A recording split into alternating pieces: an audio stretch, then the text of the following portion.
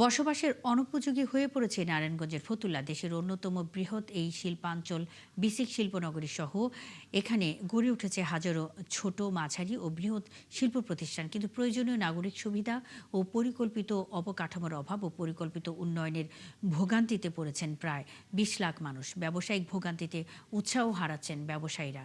হাবিবুর রহমানের তথ্য ও ছবিতে প্রতিবেদন। নারায়ণগঞ্জের ফতুল্লা বর্ষা এলেই সামান্য বৃষ্টিতেই সড়ক তলিয়ে যায়।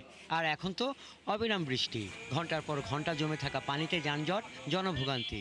কার্যকর বর্জ্য ব্যবস্থাপনার অভাবে রাস্তা, খাল ও নালায় জমছে ময়লা আবর্জনা। এতে পরিবেশ দূষণের পাশাপাশি মশার উপদ্রব ও বাড়ছে জনস্বাস্থ্যের ঝুঁকি। এদিকে শিল্প প্রতিষ্ঠানের সংখ্যা ও জনসংখ্যা দ্রুত বাড়লেও সেই অনুপাতে গড়ে ওঠেনি প্রয়োজনীয় অবকাঠামো, যে কারণে পরিকল্পনাহীন নগরায়ন ও শিল্পায়নের চাপ সরাসরি বহন করছে ফতুল্লার সাধারণ মানুষ। আমরা যেহেতু স্টুডেন্ট, আমাদের চলাফেরা করতে অনেক সমস্যা হয়। আমরা এই পানির কারণে স্কুলে যেতে পারি না। এই রাস্তা ঠিকই না, এই রাস্তা ছোটকাল থেকে এখন পর্যন্ত দেখি না এই রাস্তা ঠিকঠাকটা আছে। এই গার্মেন্টস কি ওইটা দিয়া চিন্তা ভাবনা করে না, বরঞ্চ আর ময়লা টেলা সব করা আমরা হাই না হালাই। আমরা যে মার্কেটের দোকানদার আছি, আমাদের বেচাকেনা খুবই কম, বেচাকেনা নাই বললেই চলে, কারণ এখানে মানুষ যাতায়াত করতে পারে না, কাস্টমার আসতে পারে না। এলজিডির কর্মকর্তাদের কাছে আমরা অনুরোধ করব, অতি দ্রুত তারা যেন এই সংস্কার করে এই এলাকা মানুষের ভোগান্তি থেকে তারা রক্ষা করে। জেলা প্রশাসক বলেন, সংশ্লিষ্ট দপ্তরগুলোর সঙ্গে সমন্বয় করে পর্যায়ক্রমে সমস্যাগুলোর সমাধানে প্রয়োজনীয় পদক্ষেপ নেওয়া হবে। নাগরিক সেবা নিশ্চিত করতে জেলা প্রশাসন সর্বোচ্চ চেষ্টা চালিয়ে যাচ্ছে। যদি এটা সিটি কর্পোরেশন হয়ে যায়, মূল বাস্তবায়নকারী সিটি কর্পোরেশনই থাকবে, কিন্তু আমাদের যে মাস্টার প্ল্যানগুলো থাকবে, অর্থাৎ জলাবদ্ধতা নিরসন এবং নদী ব্যবস্থাপনা, সেটাকে ফোকাস করেই কিন্তু প্ল্যানগুলো বাস্তবায়ন হবে।